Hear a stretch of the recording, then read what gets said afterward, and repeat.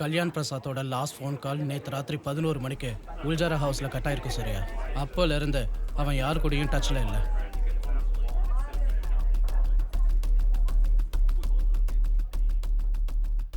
அப்படின்னா அவன் கண்டிப்பா குல்ஜாரா ஹவுஸ்ல தான் இருக்கான். யாரு? மேடம், உங்களுக்கு ஒரு பேட் நியூஸ். குல்ஜாரா ஹவுஸ்ல இருக்கிற உங்க எம்எல்ஏஸ் எல்லாரையும் ஆளுங்கட்சிக்காரங்க கிட்னாப் பண்றதுக்கு பிளான் பண்றாங்க. நீங்க உடனே உங்க எல்லாரையும் அங்க இருந்து ஷிஃப்ட் பண்ணிடுங்க, இல்லைன்னா சேம் ஆக முடியாது. அது சரி, நீ யாரு? உங்களோட நல விரும்பி.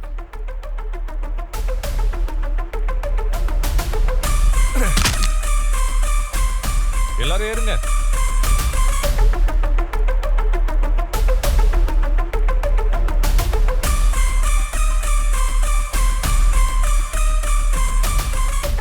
சொல்லுங்க மேடம். எங்க இருக்கீங்க எல்லாரும்? நான் சொல்ல மாட்டேனே. இப்ப நான் சீரியஸா கேட்டுட்டு இருக்கேன். எல்லாரும் எங்க இருக்கீங்கன்னு சொல்லுங்க. நானும் சீரியஸா தான் சொல்றேன் மேடம், சொல்ல மாட்டேன். குல்ஜாரா ஹவுஸ்ல இருக்கிற விஷயம் எனக்கு தெரியாதுன்னு நினைச்சிட்டு இருக்கீங்களா? அது எப்படி மேடம்? கூகுள் சர்ச்ல புதுசா ஏதாவது ஆப் வந்திருக்கா? இந்த சீக்ரெட் பிளேஸ் உங்களுக்கு எப்படி தெரிஞ்சது? எனக்கு மட்டும் இல்ல, ஆளுங்கட்சியில இருக்கிறவங்களுக்கும் நீங்க எங்க இருக்கீங்கன்னு தெரிஞ்சு போச்சு.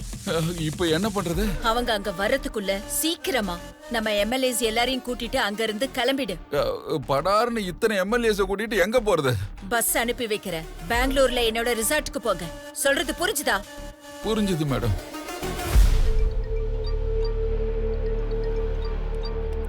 மேடம். பாஷா, நீ வேலை செய்ய வேண்டிய நேரம் வந்துருச்சு. சொல்லுங்க மேடம். நம்ம எம்எல்ஏஸ் எல்லாரையும் அர்ஜென்ட்டா ஒரு பஸ்ல பெங்களூருக்கு ஷிஃப்ட் பண்ண போறோம். நம்ம பஸ் சேஃபா பெங்களூர் ரீச் ஆகுற வரைக்கும் நீ அதை ஃபாலோ பண்ணணும். சரிங்க மேடம்.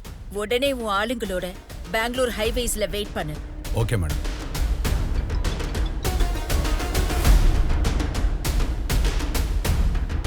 ஹலோ மேடம், நான் டிராவல் பஸ் டிரைவர் தான் பேசுறேன் மேடம்.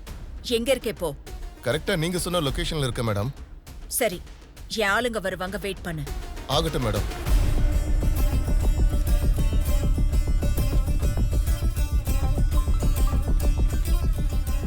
சொல்லுங்க மேடம். பஸ் வந்துருச்சு. முதல்ல எல்லாரும் அங்க இருந்து கிளம்புங்க. ஆகட்டும் மேடம். ஐயோ, பஸ் வந்துருச்சா? வாங்க வாங்க, சீக்கிரம் வாங்க.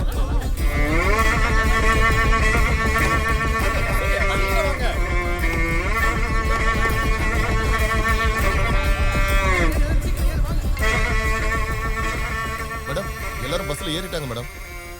அப்போ நான் கிளம்பவா மேடம்? Okay madam. சொல்லு சூர்யா. துர்கா, நம்ம பிளான் சக்சஸ். இப்போ எம்எல்ஏஸ் எல்லாரும் என்னோட ஹேண்ட் ஓவரில் இருக்காங்க. அப்ப நீ ஹைவே தாபா கிட்ட வெயிட் பண்ணு, நானும் கிளம்பி வந்துடுறேன். ஓகே. என்னடா இன்னும் அந்த பஸ்? சொல்லுங்க மேடம். பஸ் கிளம்பிடுச்சு. இன்னும் கொஞ்ச நேரத்துல அது பெங்களூர் ஹைவேஸ்க்கு வந்துரும். யாராவது நம்ம பஸ்ஸ ஃபாலோ பண்றாங்கன்னு உனக்கு தோணுச்சுன்னா அவங்கள அங்கேயே கொண்டு போட்டுருங்க.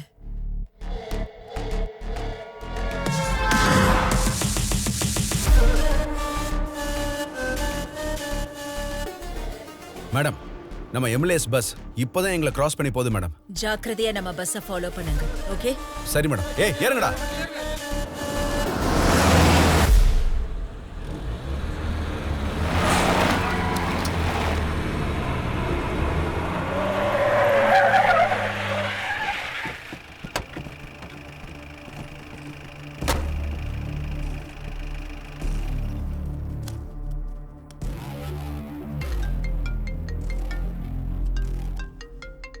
சொல்லு பாஷா. மேடம், இப்போ நம்ம பஸ் ஹைவே பக்கத்துல இருக்கிற ஒரு தாபால வந்து நின்னுடுச்சா மேடம்? நைட் ஜர்னி ஆச்சே பாஷா. டீ குடிக்கிறதுக்கு நிறுத்தி இருப்பாங்க. இத கூடவா ஃபோன் பண்ணி சொல்லுவேன்? மேடம் மேடம், மறுபடியும் என்னாச்சு பாஷா? நம்ம பஸ்ஸுக்கு பின்னாடி இன்னொரு பஸ் வந்து நிக்குது மேடம். இன்னொரு பஸ்? ஆமா மேடம். பார்க்கும்போது ஆளுங்கட்சி எம்எல்ஏ பஸ் மாதிரி இருக்கு மேடம். என்னது? ஆளுங்கட்சியோட எம்எல்ஏ பஸ்ஸா? ஆமா மேடம், கன்ஃபார்மா அவங்களோட பஸ் தான். அது சரி, அவங்களோட பஸ் இப்ப எதுக்காக அங்க வரணும்? மேடம், எனக்கு என்னவோ நம்ம எம்எல்ஏஸை நம்ம பெங்களூருக்கு அனுப்புற மாதிரி அவங்க கூட அவங்க எம்எல்ஏஸை வேற எங்கேயாவது மறைச்சு வைக்கிறாங்களோ என்னவோ மேடம். இருந்தாலும் இருக்கும். ஆனா 2 பஸ்ஸும் ஒரே டைம்ல ஒரே பிளேஸ்க்கு எதுக்காக வரணும்? நீ ஒரு வேலை செய் பாஷா. அங்க இருந்து நம்ம பஸ் சேஃபா கிளம்புற வரைக்கும் அவங்களோட பஸ் மேல ஒரு கண் இருந்துகிட்டே இருக்கணும். சரி.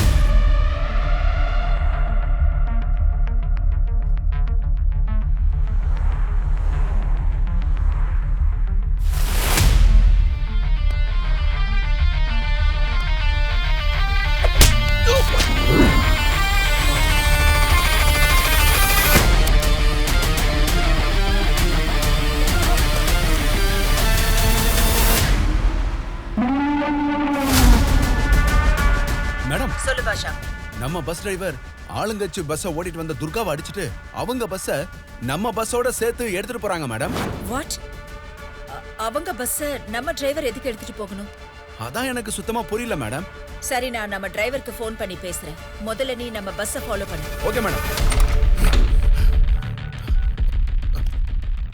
Hello madam. அன்வர், என்ன பண்ணிட்டு இருக்க நீ?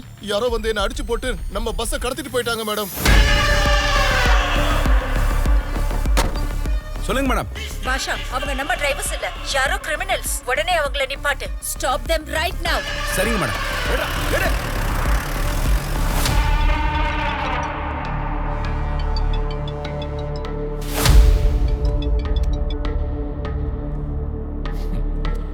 சொல்லுங்க ஷாம்லா பரத் மேடம், எந்த டைம்ல என்ன கால் பண்ணிருக்கீங்க? ரொம்ப ரிலாக்ஸ்டு மூட்ல இருக்கீங்க போல இருக்கு. உங்களுக்கு ஒரு ஷாக்கிங் நியூஸ் சொல்லட்டுமா? சொல்லுங்க, என்னன்னு கேப்போம். இது வரைக்குமே சட்டமன்றத்துல உங்களுக்கும் எனக்கும் நடுவுல தான் போட்டின்னு நினைச்சேன். ஆனா இப்பதான் நமக்கு நடுவுல மூணாவதா ஒருத்தன் என்டர் ஆயிருக்கான். அவன் என்ன பண்ணான்னு சொன்னா ஷாக்ல உங்க இதயமே நின்னு போயிடும். அந்த மூணாவது ஆள் யாரு? அவன் என்ன பண்ணான்னு சொன்னாதானே ஷாக்ல என்னோட இதயம் நிக்குதா இல்லையான்னு தெரிய வரும். ஜெயில இருக்க வேண்டிய ஒரு மிருகத்தை நீங்க வெளியில கொண்டு வந்திருக்கீங்க. அந்த மிருகத்தையும் அடிச்சு போட்டுட்டு அவன் ஏன் எம்எல்ஏஸோட உங்க எம்எல்ஏஸையும் சேர்த்து கடத்திட்டு போயிட்டான் ராமோகன் ராவ். அந்த மூணாவது ஆளுக்கும் உங்களுக்கும் நடுவுல ஏதாவது கனெக்ஷன் இருக்குன்னு எனக்கு தெரிய வர்றப்போ உங்களுக்கு அடுத்த செகண்ட்ல இருந்தே அரசியல் வாழ்க்கைன்றதே இருக்காது மிஸ்டர் ராமோகன் ராவ்.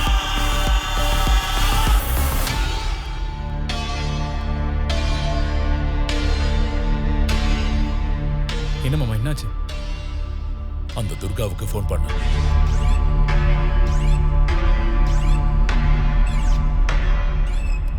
அவன் ஃபோன் எடுக்கல மாமா. அவனோட ஃப்ரெண்டுக்கு கால் பண்ண.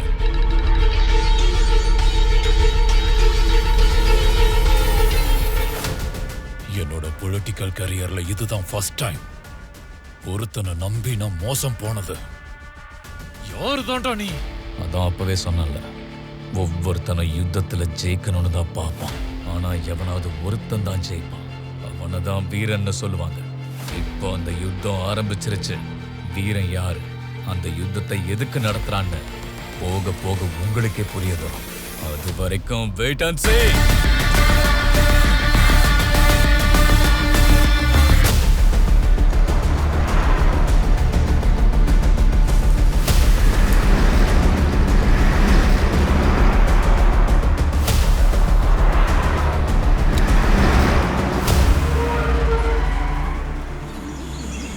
என்னது இது?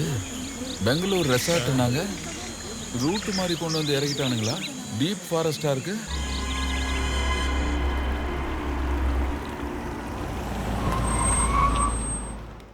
சார், உன்னை நம்பி ஒரு வேலையை கொடுத்ததுக்கு என்ன நானே செருப்பால் அடிச்சுக்கிட்டாலும் எந்த தப்பும் இல்ல. இன்னொரு வாட்டி என் மூஞ்சிலேயே முழிக்காத. எவனோ தெரியாத ஒருத்தனை கூட்டிட்டு வந்து என் தலையில உட்கார வச்சுட்டல. இப்ப பாரு அவன் என்ன பண்ணிருக்கான்னு. என்ன மன்னிச்சிருங்க மாமா. போய் சாவு. அந்த டிஜிபிக்கு ஃபோன் பண்ணி ஃபார்ம் ஹவுஸ்க்கு வர சொல்லு. ஓகே மாமா. நீங்களா என்னையா ஒரேடியா எங்க கட்சிக்கு தாவிட்டீங்க? சீச்சி, எங்க கட்சி லீடிங்ல இருக்கும்போது உங்க கட்சி நாங்க எதுக்கு தாவணும் பேசுறோம்? நாங்க லீடிங்ல இருக்கிறதுனால நீங்க தான் எங்க கட்சிக்கு வந்திருக்கீங்க. கோல பசங்களா? லீடு மட்டும் இல்ல, ஜெயிக்க போறது எங்க கட்சி தான். ஏய் நிறுத்துங்க. என்ன குரல்லாம் உயருது? தட்ன தாராந்துருவீங்க. எங்களை பத்தி பேசினா பரவாயில்ல, எங்க கட்சியை பத்தி பேசினா சும்மா இருக்க மாட்டேன். முன்னாடி வா, உன் கட்சி கௌரவத்தை காட்டு.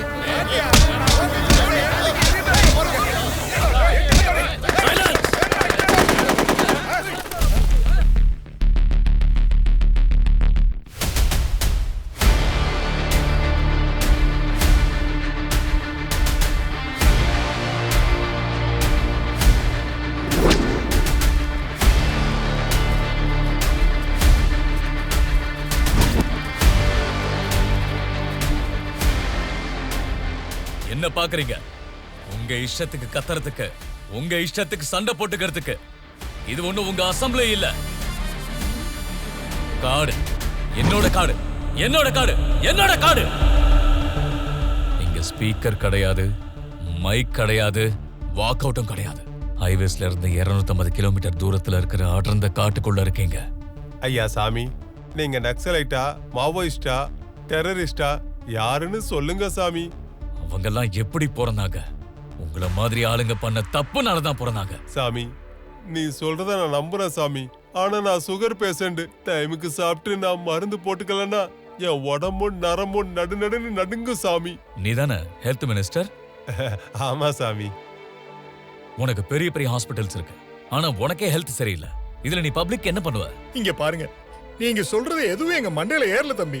முதல்ல சாப்பிட ஏதாவது கொடுங்க.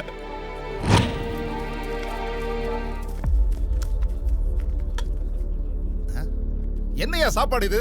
மனுஷன் வேணா இது சாப்பிடுவானா? ஏன் உங்க ரேஷன் கடையில மக்களுக்கு கொடுக்கிற அரிசி இதுதானே? அவங்க எப்படி சாப்பிடுவாங்கன்னு என்னைக்காவது யோசிச்சு பாத்தியா?